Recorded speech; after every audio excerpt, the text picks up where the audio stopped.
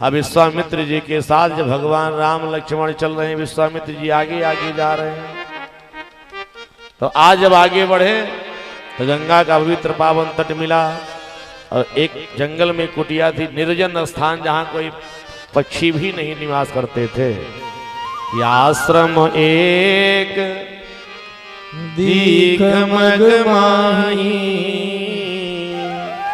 अखग मृग जीव जंतु तहनाहि।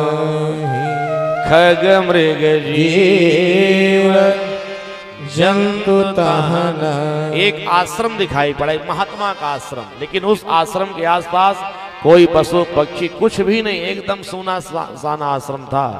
राम जी की लक्ष्मण जी की दृष्टि उस आश्रम पर पड़ी तो राम जी आश्रम को देख करके कहा, गुरुदेव ये किसका आश्रम है? विश्वामित्र जी ने कहा, राम अब आप पूछ रहे किसका आश्रम है? अरे आपको पता नहीं है, आप तो अंतर्यामी, आप सब जानते हो। ये गौतम मुनि का आश्रम है। राम जी ने कहा एक पत्थर की शिला पड़ी हुई है। कहा वो कोई और नहीं, गौतम जी की पत्नी अहिल्या है। राजा इंद्र ने गौतम का रूप बना करके अहिल्या के साथ छल किया और गौतम जी जब आए तो उन्होंने उस दृश्य को देख करके राजा इंद्र को भी श्राप दे दिया और अहिल्या को, अपनी पत्नी को श्राप दिया। अहिल्या को श्राप दिया, जा तो जड़ हो जा, पत्थर बन जा। तो आज वही अहिल्या पत्थर बन करके आपके दर्शन, आपके चरणों की रज पाने की प्रतीक्षा कर रही है।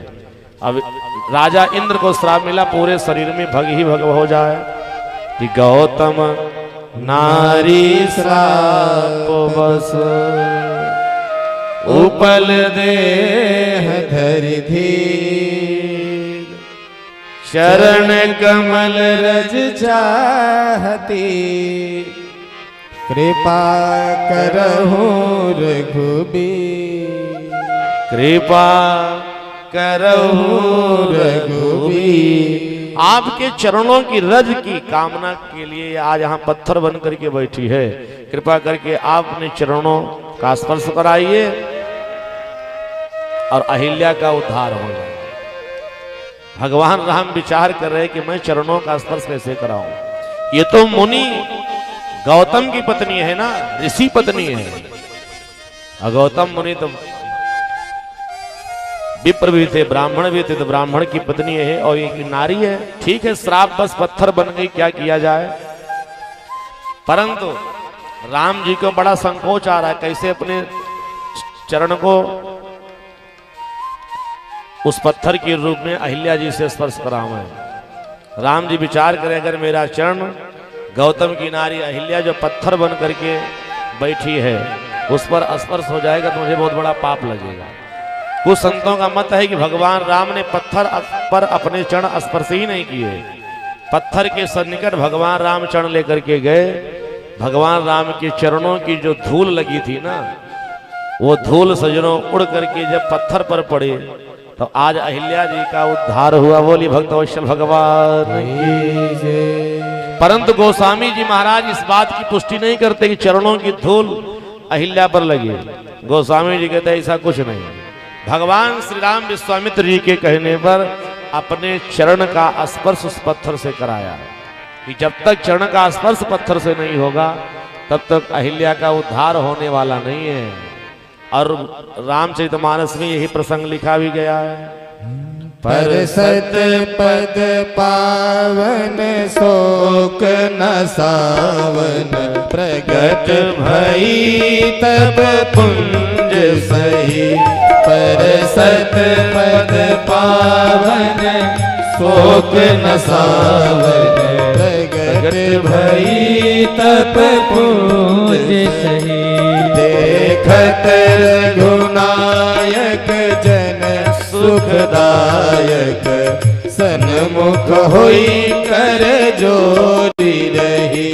देखत रघुनायक जन सुखदायक। सन्मुख रही कर जोरी रही। अति प्रेम अधीरा पुलक शरीरा। मुख नहीं आवई बचन कही, अति प्रेम अधीरा पुलक शरीरा। मुख नहीं आवई बचन कही, अतिशय बड़ भागी चरण लागी। जुगल नयन जल धार बही, अतिशय बड़ भागी चरण लागी। जुगल नयन जल धार बही। भगवान ने जैसे अपने चरणों को स्पर्श कराया, अहिल्या जो पत्थर बनी थी बढ़िया सुंदर नारी के रूप में प्रकट हुई। हाथ जोड़ करके भगवान श्री रघुनाथ का दर्शन करके अपने जीवन कृतार्थ कर रही हैं। प्रेम में मानो आज अहिल्या जी के नेत्रों से झर झर करके अश्रु की धारा बहने लगी। और अहिल्या ने भगवान से कुछ बोलने का प्रयास किया। बोलना ये चाहती है कि आपके चरणों का स्पर्श मुझे मिल गया, अभी संसार सागर मुझसे ज्यादा बड़भागी कोई नहीं। बोले भक्तवत्सल भगवान की। भगवान के चरणों को पकड़ करके दोनों नेत्रों से झरझर करके अश्रु की धारा, अहिल्या के नेत्र से अश्रु की धारा इसलिए बह रही है कि भगवान के चरणों की रज मिल गई, भगवान का दर्शन हो गया, मेरा जीवन धन्य धन्य हो गया, कृतार्थ हो गया।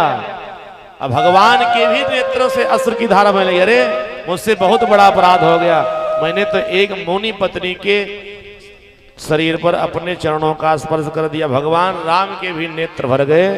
जुगल नयन जलधार बही। जुगल माने दोनों, यानी अहिल्या और राम जी दोनों नेत्रों से जल की धार बहने लगी। बोली भक्तवत्सल भगवान। अहिल्या ने चरणों को पकड़ के कहा, मैं कितनी भाग्यशाली हूं, मैं कितनी कृतार्थ हूं। क्यों? जिन चरण कमल से इस धरती पर गंगा जी का प्राकट्य हुआ और गंगा जी आकर के पूरे संसार को पावन करती हैं। जो गंगा जी को भगवान श्री देवादिदेव महादेव अपने सिर पर धारण करते हैं, आज वही चरण कमल जिसको ब्रह्मा जी ने ब्रह्मलोक में पा करके चरणों को धो करके अपने जीवन को कृतार्थ किया था। ऐसा सुंदर सौभाग्य जो ब्रह्मा आदि देवताओं को भी नहीं प्राप्त हुआ, आज मुझे प्राप्त हुआ है। और मुझे तो लगता है कि हमारे पति जी ने जो मुझे श्राप दिया था ना, आपके दर्शन पा करके वो श्राप वरदान में प्रतीत हो गया। बोले भक्तवत्सल भगवान की जय हो।